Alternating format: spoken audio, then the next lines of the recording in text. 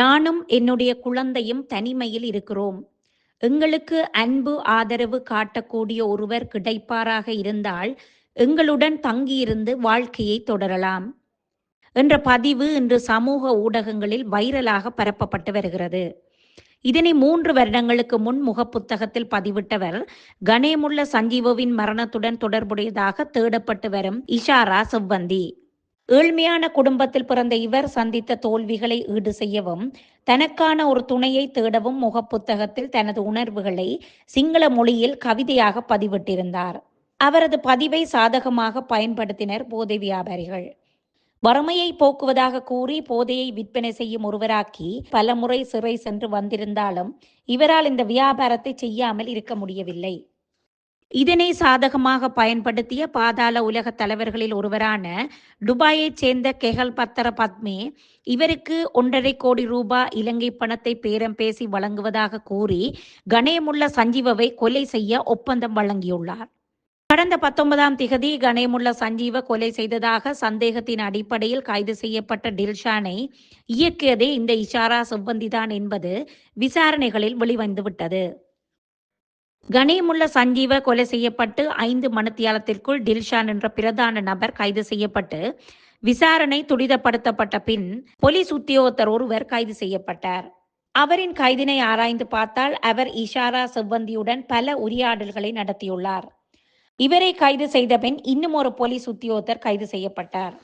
அதாவது KDH van உரிமையாளர். இவரை கைது செய்த பொழுது ஆதாரங்களை பரிசீலித்தால் மிகப்பெரிய அதிர்ச்சி காத்திருந்தது. அதாவது இவரது வேனின் என்ஜின் இலக்கம் வேறு, வேனிற்கு பொருத்தப்பட்ட இலக்கத்தகடு வேறாக இருந்தது. அது மட்டுமன்றி அவரது வீட்டை சோதனையிட்ட பொழுது அதிசொகுசு கார் ஒன்று இருந்ததாகவும் அதனுடன் போர் ரக துப்பாக்கிகள் 7 M16 ரக துப்பாக்கி பயன்படுத்தும் தோட்டாக்களும் கண்டுபிடிக்கப்பட்டது. இதற்கப்பால் ஒரே குடும்பத்தைச் சேர்ந்த அண்ணன் தம்பி இருவரும் துப்பாக்கிதாரியையும் செவ்வந்தியையும் முச்சக்கர வண்டியில் ஏற்றி செல்பவர்கள் என்ற அடிப்படையில் இவர்கள் கைது செய்யப்பட்டுள்ளனர்.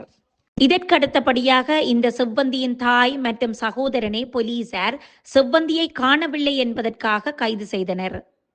அதன்பின் தொடரப்பட்ட விசாரணைகளில் இஷாரா செவ்வந்தியும் டில்ஷானும் கொலை நடப்பதற்கு 2 தினங்களுக்கு முன் தங்கியிருந்த ஹோட்டலுக்கு சென்று அங்கு நால்வரும் உரையாடிய பின் இஷாரா செவ்வந்தியின் தம்பியும் டில்ஷானும் மோட்டார் வண்டியில் வெளியில் சென்று திரும்பியுள்ளனர்.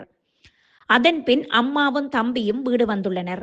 கொலை நடந்த தினமான 19ஆம் திகதி மெசஞ்சர் மூலமாக இஷாரா செவ்வந்தி தனது தம்பிக்கு அனுப்பிய குறுஞ்செய்தி, நீதிமன்றத்தில் வைத்து கணேமுல்ல சஞ்சீவவை போடுவோம் என்ற ஒரு செய்தியும், சிறிது நேரத்தின் பின் வெட இவராய் என்ற செய்தியும் அனுப்பப்பட்டுள்ளது என போலீசார் தகவல்களை வெளியிட்டுள்ளனர். எனவே இந்த கொலை தொடர்பில் செவ்வந்தியின் அம்மாவிற்கும் தம்பிக்கும் முன்கூட்டியே தெரியும் என்ற அடிப்படையில் இவர்களுடனான விசாரணைகள் தொடர்கின்றன. இஷாரா செவ்வந்தி தன்னிலையை விளக்கி பதிவிட்ட முகப்புத்தக பதிவு அவரை குற்றச் செயல்களுக்குள் தள்ளியது. குற்றம் செய்யும் பொழுது பிடிபடக்கூடாது என்ற எண்ணத்தில் செய்து இன்று வரை தலைமறைவாக இருந்தாலும் அவர் அனுப்பிய குறுஞ்செய்தி அவரையும் குடும்பத்தையும் காட்டி கொடுத்து விட்டது. இஷாரா செவ்வந்தியின் வாழ்க்கையுடன் விளையாடியிருக்கிறது குறுஞ்செய்தி. இவை எவ்வாறு இருப்பினும் கொலைஞராக சந்தேகிக்கப்பட்ட டில்ஷான் 27 வயதுடையவர், இஷாரா செவ்வந்தி 25 வயதுடையவர். கொலைஞர்களுடன் தொடர்பை பேணிய போலீசாருக்கு 27 மற்றும் 29 வயதுடையவர்கள். கைது செய்யப்பட்ட ஊரவர் மற்றும் முச்சக்கர வண்டி சாரதிகளுக்கு 19, 21 மற்றும் 24 வயதுடையவர்கள். எனவே அவர்களும் இளம் வயதுடையவர்கள். இவர்களை ஆட்கொண்டது பணத்தாசையும் போதையும். வேலைக்கு போய் பணம் சம்பாதிப்பதற்கு நீண்ட நாட்கள் பயணிக்க வேண்டும். இலக்கை அடைய வேணுமெனில் முதுமை வந்துவிடும் என எண்ணி தவறான முறைக்குள் செல்லும் வாலிபம் இன்று சிறைக்கூண்டுக்குள் இளைஞர்களை அடைத்துவிட்டது. இஷாரா செவ்வந்தியும் டில்ஷானும் கொலைக்கான திட்டத்தில் ஒன்று சேர்ந்தாலும் அவர்கள் கொலைக்கு முன் சென்ற இடங்கள், வாங்கிய பொருட்கள், அவர்களின் நடையுடை பாவனையெல்லாம் அவர்களை காதலர்களாகவே வெளி உலகுக்கு காட்டியுள்ளது. நேற்று சமூக வலைத்தளங்களில் இருவரும் கடைக்கு சென்று பொருட்களை கொள்வன செய்வதும் சோடா பருகுவதும் உரையாடுவதுமாக காணொளிகள் வெளியிடப்பட்டுள்ளது. கணேமுல்ல சஞ்சீவவை கொலை செய்ய கெஹல் பத்தர பத்மே காதலர்களை பயன்படுத்தினாரா என்ற கேள்வி சமூக வலைத்தளங்களில் பரவி வருகிறது.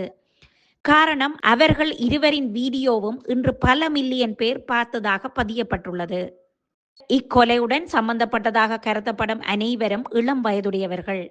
இவர்களின் எதிர்காலமே போதையால் கேள்விக்குறியாக்கப்பட்டு விட்டது என்பதுதான் வேதனையான விடயம்.